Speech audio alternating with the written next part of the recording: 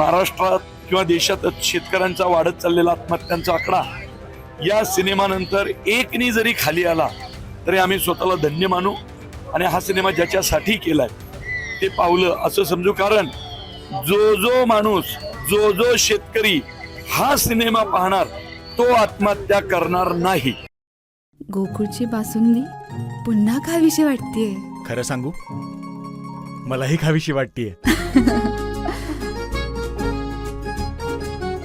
पुन्हा पुन्हा खावीशी वाटणारी गोकुळ बासुंदी। देऊळबंद चित्रपट सध्या महाराष्ट्रात अक्षरशः धुमाकूळ घालतो आहे आणि या देऊळबंद चित्रपटाचे निर्माते प्रवीण तरडे आणि या देऊळबंद चित्रपटामध्ये ज्यांनी महत्त्वाची भूमिका बजावलेली आहे त्या स्नेहलता तरडे आपल्या सोबत आहेत। सर्वप्रथम तुम्हा दोघांचं कोल्हापूरमध्ये सहर्ष स्वागत। कोल्हापूरमध्ये आलाच आहात तर मी तुम्हाला एक प्रश्न विचारते।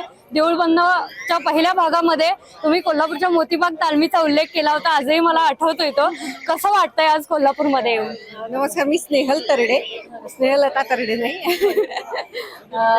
मला खूपच छान वाटतं आहे महालक्ष्मीचा आशीर्वाद घेण्यासाठी, तिच्या चरणावरती नतमस्तक होण्यासाठी आम्ही दोघंही इथे आलेलो आहोत। चित्रपटाला देऊळबंद 2 आता परीक्षा देवाची या चित्रपटाला जे घवघवीत यश सगळीकडून मिळत आहे त्याबद्दल मनामध्ये खूप कृतज्ञता आहे। मराठी प्रेक्षकांबद्दल आहे ती कृतज्ञता परमेश्वराबद्दल आहे।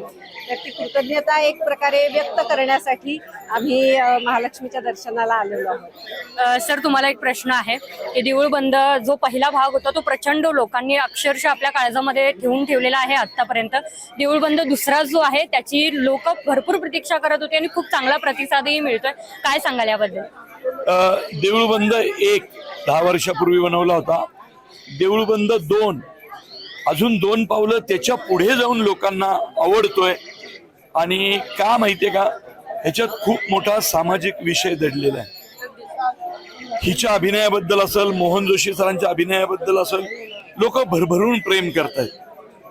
त्यामुळं ही सगळी रसिक मायबाप प्रेक्षकांची कृपा आहे। आणि मला माहितीये पुढचे 2-4 महिने काही देऊळबंद सिनेमा खाली येत नाही आणि नवनवीन रेकॉर्ड या सिनेमाची होतील असं माझी खात्री आहे। देऊळबंदच्या या भागामध्ये तुम्ही शेतकऱ्यांच्या व्यथा मांडलेल्या आहात, काय सांगाल त्याबद्दल? काही नाही, महाराष्ट्रात किंवा देशात शेतकऱ्यांचा वाढत चाललेला आत्महत्यांचा आकडा या सिनेमानंतर एकनी जरी खाली आला तरी आम्ही स्वतःला धन्य मानू आणि हा सिनेमा ज्याच्यासाठी केलाय ते पावलं असं समजू। कारण जो माणूस जो शेतकरी हा सिनेमा पाहणार तो आत्महत्या करणार नाही।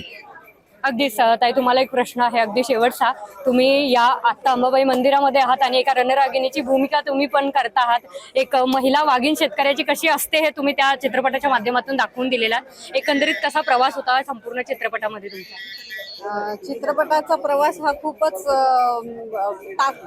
ताकदवान किंवा असा होता। खूप कष्ट घेतले, खूप दमायला झालं, पण ते खूप आज असं वाटतं की सगळं जे आम्ही कष्ट घेतले, पूर्ण संघानेच कष्ट घेतलेले आहेत, ते सगळे कष्ट सार्थकी लागले असं वाटतंय। खूप खूप धन्यवाद आणि तुमच्या पुढील वाटचालीसाठी केके न्यूज तर्फे खूप साऱ्या शुभेच्छा। आपल्यासोबत होते देऊळबंद चित्रपटाचे निर्माते आणि मुख्य कलाकार, यांच्यासोबत आपण जाणून घेतलेला देऊळबंद चित्रपट हा प्रेक्षकांच्या मनावरती किती अधिराज्य करते। व्हिडिओ जर्नलिस्ट सचिन वारेकर सोबत सह्याद्री देसाई, केके न्यूज, कोल्हापूर।